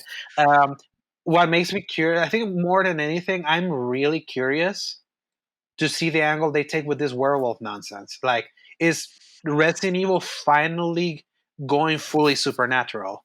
Because Seven kind of gave that vibe, and then it turned out it was still a virus.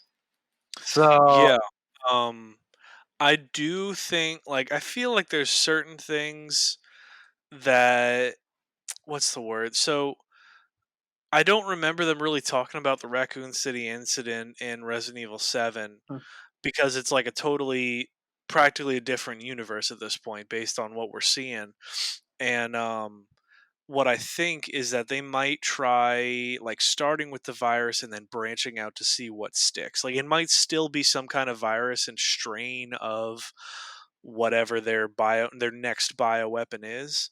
But mhm. I think that if this works, they might try branching out to even wilder Yeah, things. I feel Um, personally, I feel like in order to for them to say that they're really taking chances with Resident Evil, I feel it's time for them to really go all in on something more supernatural while still being part of the same universe. Because why not? yeah, Like, why not? and I think It's a way to spruce it up. definitely the way they're performing this, it looks like it's got that perfect mix of like it's not going to be just three people and a bunch of sludge monsters as the enemies. There's going to Mhm, be like actual, I mean, it's called Village. It's going mhm. to have the villagers as enemies. Yeah, It's going to be all sorts of different build. Like, I guarantee there's going to be another villager with a freaking chainsaw yeah, and you think about as this a because reference to Resident Evil 4. yes, because not only that, the rumor is that Resident Evil 4 is next on the remake list. Yes. So, We're going to see how that plays out. and the most impressive thing about the RE engine that they built is that both the first person versions of these games and the third person version of these games that we got in the remakes, they feel Hmm. literally the same game, even though the perspectives are different. So 8 could be our taste of how they'll do it when they swing back to 4. And I feel this is going to be even scarier because it's a first person. A place is Oh, yeah. always kind of, and all the village coming at you. and the witches and all of that. It's like, oh man, I'm really excited. I'm very excited for I it, and definitely the most photorealistic of the oh games yeah. that we saw this presentation. And then next, speaking of photorealistic, but somehow giving its very somehow not, but still feeling very Hideo Kojima, Pragmata, Yeah, from having Capcom. the From from Capcom. Capcom as well, and that just I have no idea what that game's going to be about, but it looks crazy. Yeah, Just I mean, because anything it that has looks Kojima, like anything that has a Kojima vibe to it, I'm all in. Literally. yeah, and honestly, I almost thought it was going to be him because it looks just like that mascot guy that is like the face of their his company. The I Kojima forget production, his name, but the he even Kojima has like Productions, Kojima. yeah, that Yeah, guy. I mean, I knew like it wouldn't because the helmet and the armor was still a little different, but it had that same kind of feel to it. yeah. The weird like sensing of like time frozen New York or whatever that Hmm. was. Finding the little girl, the satellite crash. I was like, this is all exactly what he would do. Exactly. It was like Hideo Kojima had like paired up with Michael Bay. Well, yeah, Yes, I or like an action director of that scale. So my thing, right. my thing with Pragmata is Pragmata, right? If I'm Hmm. okay, Pragmata. so this is the only 2022 game that we that got announced in this thing. So yeah, it's I 2 years. noticed that. Yeah, Yeah, so kind we of weird that they would show it so like far out like that. look. I've come to the point where I realize that sometimes it's important for you to have a few things a few years out, so that at least you know there's something out there that you can Hmm. still that you can kind of build towards. Because then when if you're just building to what's here, then you start getting with the anxiety that you kind of just want more and more and more. So I feel it's kind of why it just as a little parenthesis why the whole thing with the no Nintendo Directs this year has been so frustrating because they haven't laid down a roadmap for like what's out there. So you kind of get that anxiety that you at least want to know like what's out there. So at least having one thing that's down their line because you know that they're gonna do more presentations, more state of plays. That's definitely gonna happen. At the very least, that gives you that. My problem with this is that I don't know what this game is, what kind of game it is, what the gameplay is going to be like.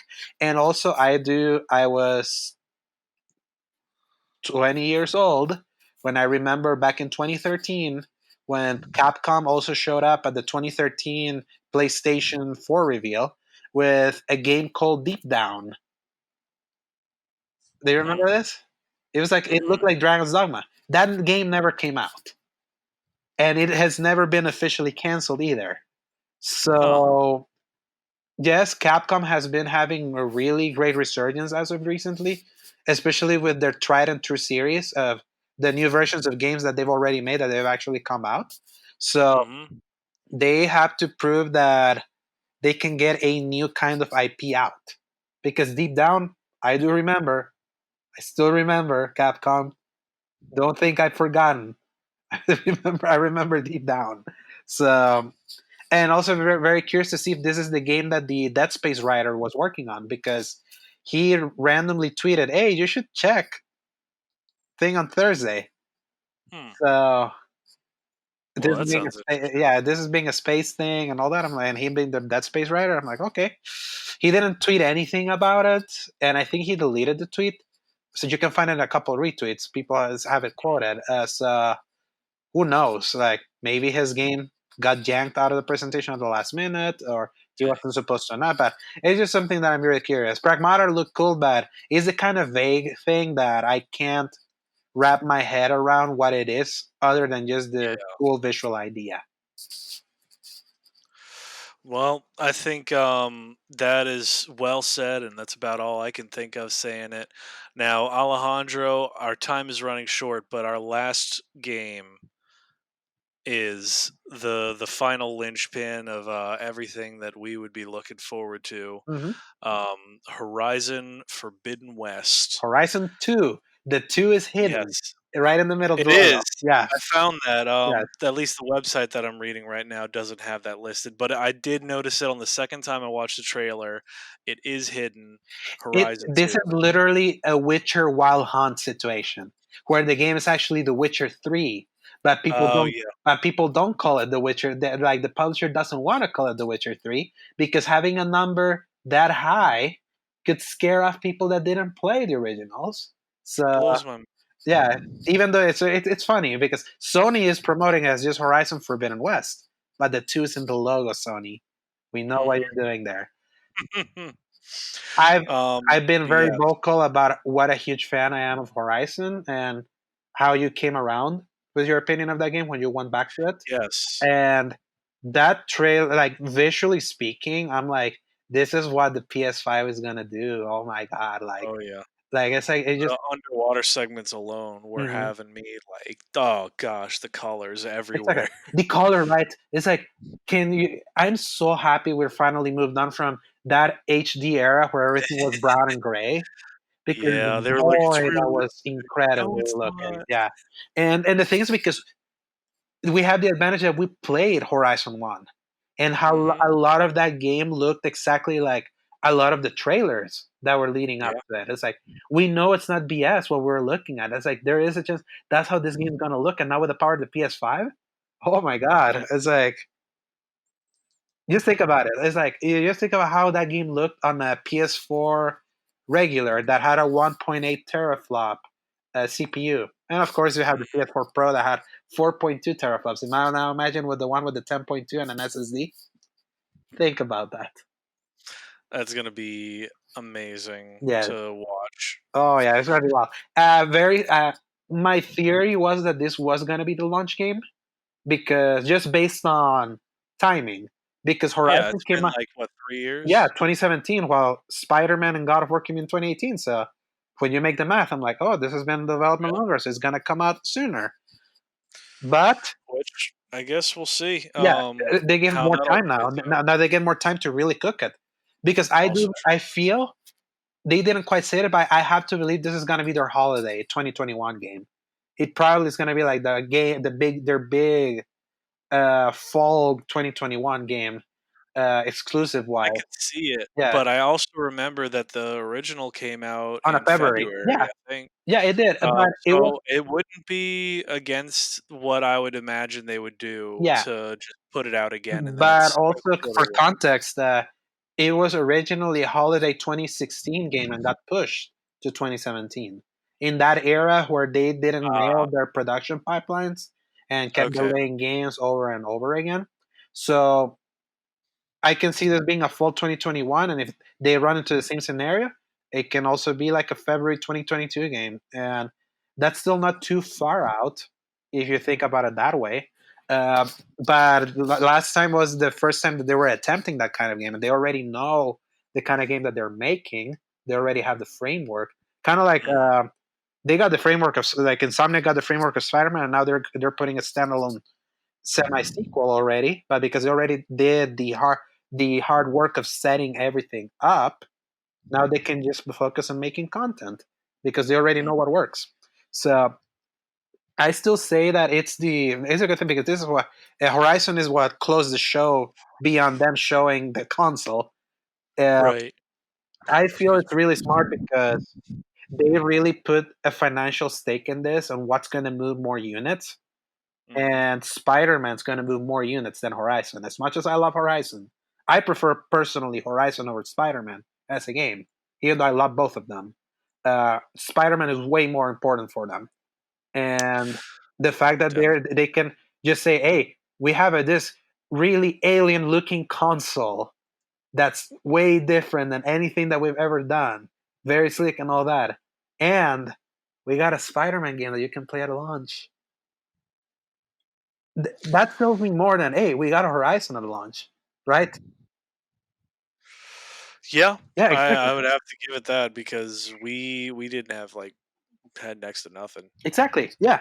So it's like it is. I think it's really smart and gives them even more time to perfect Horizon. Like, yeah, even Horizon, the original Horizon was pretty polished and all of that. Could have been a little. It had a couple of generic moments, and some weird first time open world ETs to it. Like someone that had, this is their first open world game, so there's like there were some things that they didn't quite nail at first. Uh, at the very least, they don't have to now rush for to try to get this at launch. They can make sure that the sequel can blow more people away even more, especially because they made already such a good impression at first. So overall, but like I still say like you reading through that list, I'm like, what a solid list of games. Like what a Really good. variety and not only that, like and the way it was presented, like all the graphic packages, like I mentioned, like the different ways that they displayed the sacred symbols of the PlayStation controller in this weird futuristic way. I'm like, man, it's like yeah, it was overindulgent, but I'm here for it. It's like this was Sony being weird at the in the best way, and I also have to commend them because I was not expecting the box to be there. I was being very adamant to like they've said it's just games. They've said it's just games. Yeah. So And I wanted to believe it, but there was like deep down, I was like, you know what? This is exactly the kind of surprise marketing that they would absolutely knock it out of the park with. yeah, After all this, if they showed the console at the end, that would clinch it. And sure enough, after they were doing that whole hmm the wall of the symbols thing, I was like, yeah. it's gonna part and they're gonna show the The console. I'm the calling it. 2001 A Space Odyssey kind of like monolith like shaping itself Yeah, up. really. Yeah, it's like I, halfway through it was before Astrobot uh, Pioneer. I think yeah, that's what it's called. Yeah, after Astro, before that they showed a screen of pressing the PS button. I don't know if you noticed I did see that that. looked like an interface. At And that I liked it. yeah, and at that point, that's when I felt it in my gut. I was like, I think they're really gonna show the box one day. It's like I think to me specifically because of how they kept emphasizing so much like some different coloring and the way they kept like shifting with the triangle and the circle and the X and the square button in between Mhm. game releases. It really Yeah. felt like they were building towards that. Mhm. And then when they did the welcome to this PlayStation 5 with all the different developers that said it at the same time, I'm like, yeah, they're doing it. And then they kept doing it. And then it showed up in such a slick thing. And then it goes to black and it goes back to white. And what did they also reveal? An all digital console. And oh my Mhm. God, that's when I lost it. I completely lost it because there is your way to get a cheaper console now. There is. Yeah. Like there was. By how much? I don't know. We'll see. And who cares?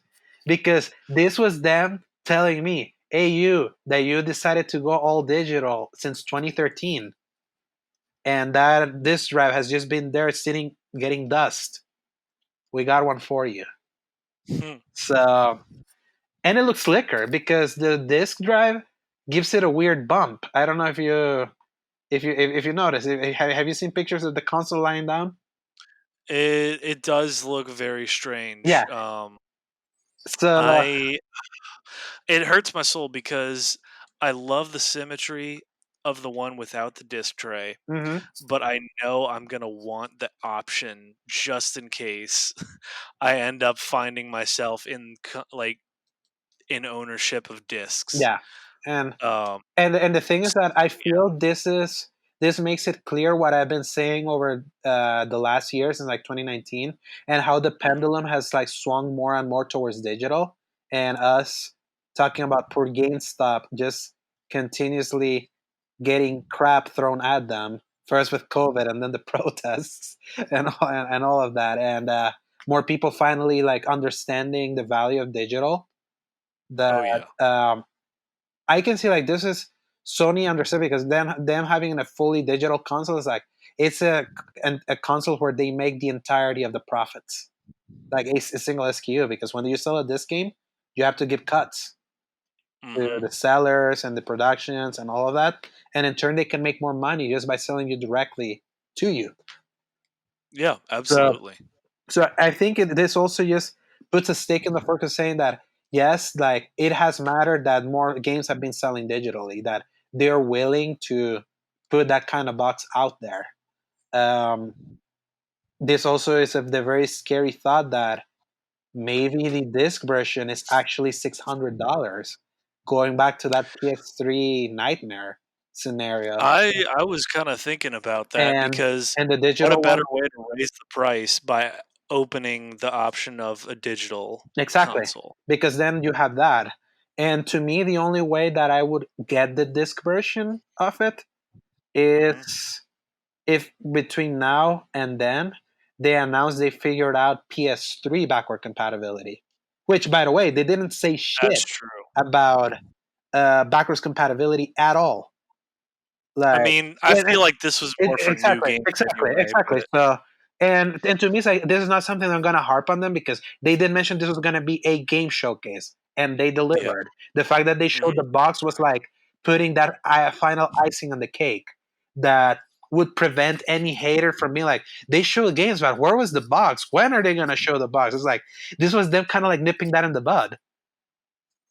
So the conversation can now be like, okay, now we're the only thing we're missing is more clarification on backwards compatibility and price. But those are conversations that you can have later because when your competition hasn't even shown their price yet, it gives you wiggle room now. So, Yes.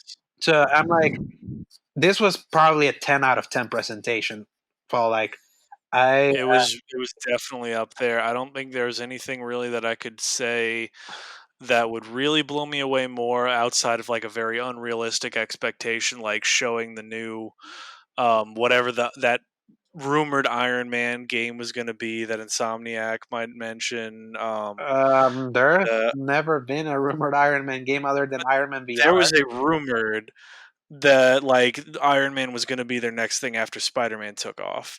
So somebody was like, "Oh man, what if they make like Iron Man? I That don't might be know a where thing." Iron Man came out, especially when No, Iron see, Man I VR. told you it's because it was an unrealistic hope that maybe they would make something like that now afterwards. I can't think of really anything else off the top of my head, Yeah, but if I want to get unrealistic, I could definitely come up with something. I'm sure, but yeah. To me, what makes that fun is the fact that Iron Man VR exists, and we still have the Avengers game where you play as Iron Man. So why yeah, would but you still have a solo Iron because Man I game? want a standalone Iron Man where I can fly around the world, Huh? do whatever I want, blow stuff up, Hey, and not have to be a licensed movie version of the Iron Man game. hey, it exists. It's called Anthem. Stop it. Stop it right now. Yeah, so, You're ruining everything, yes, Alejandro. yes. But it's still, it's like they showed more than I thought they were gonna show. They showed it Definitely. the right way. They showed gameplay when it needed to be shown. Mhm. Like this, like it felt like they took notes from what Microsoft did with that ill-conceived third-party showcase they did, both from a presentation standpoint and and the way the content was built around. Someone made a point where I was listening when I was trying to listen to reactions about this event that has been universally positive in a way that Sony hasn't had in a long time when it comes to like a presentation like this. How like the most impressive thing was that this event wasn't built around one game. All the games True. got an equal amount of shared time. Like think about like that Xbox thing was built around Assassin's Creed. Like literally from the very beginning, it's like, hey, we have Assassin's Creed Valhalla. It's at the end. We're almost there. We're about to show you Assassin's Creed. Yeah, we're getting close to Mhm. Assassin's Creed, and here it is. And we said that we're It going to wasn't show gameplay. gameplay. Yeah, if the first look at gameplay, oh, that's not what he meant. Sorry. It's like I'm still shocked that Microsoft, after doing everything so right with the timeliness of their console reveal and their the design of its box and the Mhm. clarity of their backwards compatibility and the conciseness of trying to showcase some of those things, kind of like the quick loading and all of that, how they did it with that quick breakdown, that they did all of that and misread the room so spectacularly with that third party showcase at a time where Mhm. people had already been starved to death about seeing about wanting to see what the next gen would actually be like. And I still say it's very ill conceived. You should have led with your first party showcase because now they have even more pressure for their exclusive showcase in July to deliver. It's like Mhm. Sony has put them on blast now.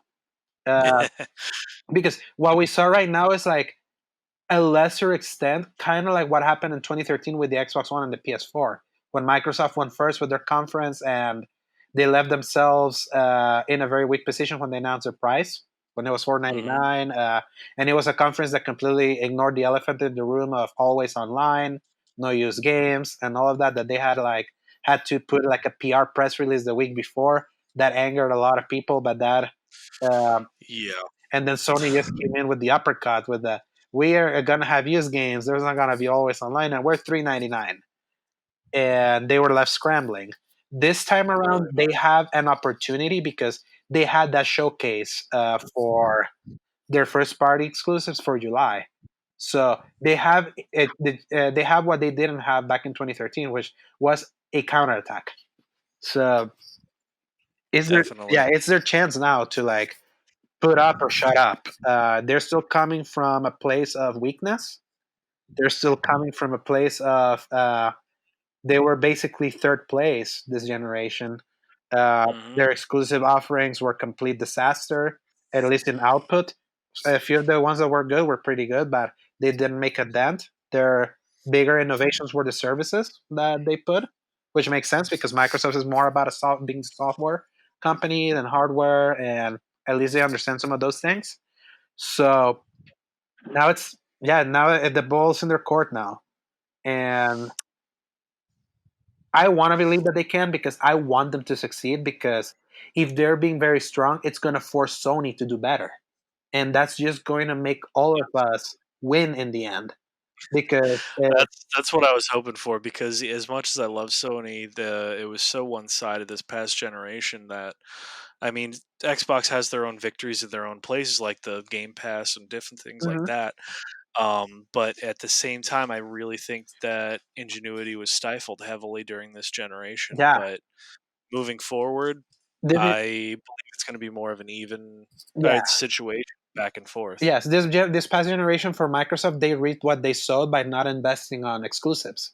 They rested on their laurels with their trio of Halo, Gears, Forza, and Fable. We're gonna put, but even Fable kind of fell out of the wayside after Fable 3. Fable doesn't exist anymore. Exactly, and the rumor is that they're bringing it back. So and trying to bring it back right after Fable Legends uh, That was a weird moment.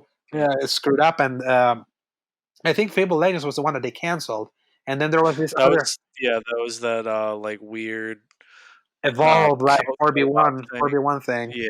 Yes, it's like they dragged that course for so long for like 3 years and ended up canceling it. Mhm. It's like the reason why they didn't invest was because they were ahead on the 360 era. It's like the third party games were better on 360. That's where people were playing it and all that. So they didn't invest. Mhm.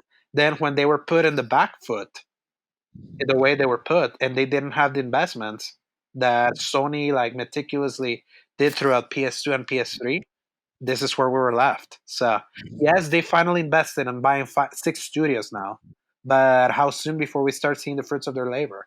It's gonna take a while, but I want them to because at the very least, some of the acquisitions that Microsoft has done are smart, like Obsidian. So like they had the chance to make their open world, their own RPGs in a way Sony doesn't really have other than Horizon, and even Horizon is halfway there because it's still like an action game. It's not like a Bethesda style RPG, like in the vein of Mass Effect or those other games. Mhm. So, but they have made smart acquisitions that I look at the stable of studios that they have, and I'm like, I think they have some good variety to them now than they didn't have before, and that would be very interesting to see once all those studios are pumping games, because them already have laying the groundwork with Game Pass and the full extent of their backwards compatibility and all that. I still feel they have a really good fighting chance, but as of right now, like Sony showed why they're still at the top at this moment. And this could have been their Icarus moment, like for Sony, after this endless silence. They shut up a lot of haters today or yesterday. Yeah. Yeah, yesterday. That they did. Yeah, But as we all know, tomorrow's a new day. Anything can happen. exactly. But at least for today, Hmm. Sony has the control, Hmm. and we'll see if they can capitalize on it and where things are going to go Yeah, from there. yeah. I feel the last stone that has to be dropped right now is price. That's gonna make or break one of these Yeah, two. So we we'll will see. see how that plays out. But until then, we're going to be here all the time, Yes, doing our thing as always. and Listen in. hopefully weekly again. Yeah. Hopefully we can pick it up at some point, but we just felt like we had to jump in at least for this much, Yes. to really talk in depth about everything. Hey, at the very But least, next week, big week. what's happening next week? Remind me. The Last of Us Part Two releases next Friday. Oh, you're right. We're Uh, gonna have to talk about that at some point. yes, and I want to just mention it briefly because of the time that we are recording this. We're recording on the day that a lot of the reviews from a lot of the people that got the Yes. game early came out, and holy smoke, that's a lot of tens. There are a lot of tens that we've been seeing out here. Yeah, it's like I knew it was going to be well received because the first game was also similarly well received. Also true. So I'm glad that it, in some way, it's kind of living up in a critical, from a critical perspective. It's living up to that first game because Oh yeah. that was always the big fear. Uh, the interesting thing is that have you read the reviews or have I've you just only read the brief amount of that one that you showed me just uh, to clarify the I think it was skill up. yeah, the skill up because skill up, Yeah. famous Australian YouTuber that does some of the best in-depth reviews that I think that I always enjoy because even when he hates or loves a game, he like lays it plain in such a Right. really educational way of why he thinks a certain way. Hmm. Skill up is like the only one big name reviewer right now that didn't like the game at all, Right. and he especially and as someone that unfortunately was privy to some of the leaks, you still haven't been leaked. Like you still I have haven't. not. Yeah, so, I don't know how. yeah. I'm very surprised. That I'm very surprised that you were able to I dodge have that bullet. managed to avoid it. Yeah, I mean, I can piece together some details. I have a feeling, like I have a couple of theories, but I'm not yeah, going to say any of it until after I've really gone through the game, yeah, and then I'm going to say what I thought might have happened yeah. out of curiosity. Exactly. No, yeah, and I think what to me is very curious is some of the language that you see in so many of these reviews Hmm. really emphasizes how there's gonna be a group of people that are gonna absolutely hate this game, and these Which people is still, really interesting. yeah, and these are the people that still gave this game a 10, and that to me is such a weird dichotomy that they make Hmm. that very clear. Yet they still went ahead and gave such high props, and it feels like it's unanimously a 10 out of 10 game. And you know what this is giving me vibes of, Paul? And it makes We me, talked about it it's earlier, I making me think, very, very, very, very scary because this is exactly how it went. This has with the the Last Last Jedi Jedi. written. Like, go look at that at the reviews that came out of that movie, and look at how the actual reaction was. So the reviewers, maybe knowingly or maybe without knowing, they're already painting that. Oh man, I can't wait for the discourse around this game that Oh is yeah. actually out there. I feel Skill Up already kind of like implying and being very blunt about it now is preparing me for it. But Mm. ironically, this makes me even more excited to play it because I want to see it for myself. And Oh yeah. like in a way, like not because oh my god, I'm gonna play the best game of all time. Look at all these tens. Like I'm not getting that vibe because I'm like, huh, there's something interestingly fishy about some of the language in these reviews Hmm. that makes me even more curious and excited for it to Oh really get yes. it to taste. And it comes out next Friday. Yep. We're recording on Friday the 12th. The game, if you get the game digitally or however you're gonna get it, you can play It's it gonna like come out yeah, you can. 11 It's gonna be tomorrow, at 11 next week. Thursday, so Yeah. we can probably maybe get in our impressions of some of the early stuff when next week convene. So Hmm. we'll see. I'm very excited. It's like a big, big game.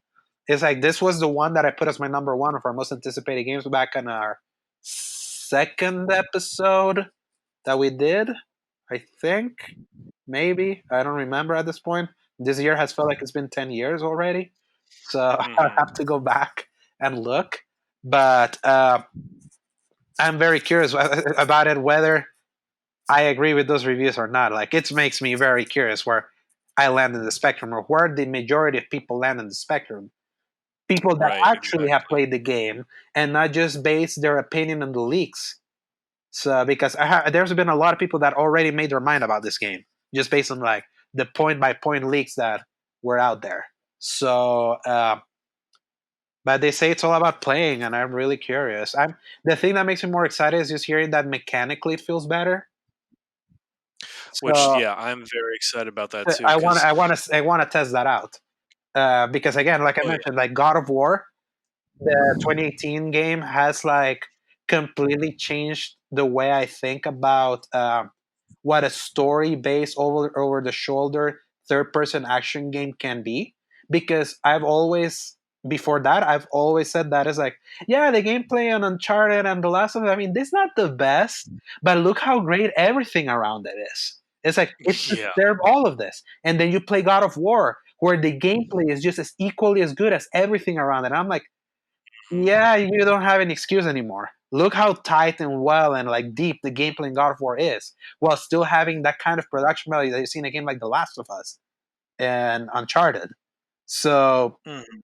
it's like Sony Santa Monica has put them on blast. So I'm hoping that at least out of this game, I can say it's like, okay, that was a really good, that was a really great game to play.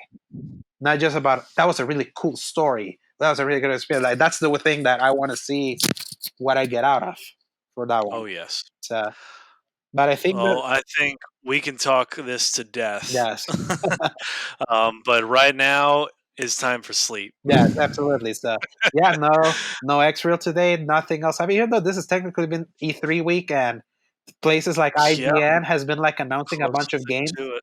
it's like we'll talk about this. Like I'm just gonna leave it maybe a conversation for next week. But I was a big proponent for a month long of like releases Mhm. of like announcements and all that. I think I'm ready to back out of that statement. I kind of miss just the 1 week because it's been very inconsistent, and I don't even know where to start picking things on. Don't you feel? I think if it was actually a month long of stuff, it would have been a little different. Yeah. But after that first week, as you said, there Uh-huh. wasn't really anything going on. So And I honestly I, believe it was because yeah, the world got on fire, literally, after yeah. that. So it's like, So so things. but yeah, we're not gonna talk more about that. It's just that Oh yeah, I personally support what's been happening. So I'll just say it that way. So I feel it's something that needs to happen. So Paul, it was a pleasure getting to hear from you again. Hopefully, I don't get to hear from you. I don't have to wait until next month for our next true that. community. So let's hope that we Has can. always been a pleasure. Yeah. I hope we can knock this out next time, and Mhm. we can talk about all of our impressions for The Last of Us and everything else going on. Yeah, absolutely. So But until Alejandro, it's been a I want pleasure. you to play. Yeah. I So mean, to press press X to to play. play. Good night, everyone. Good night or have a good day wherever you're listening.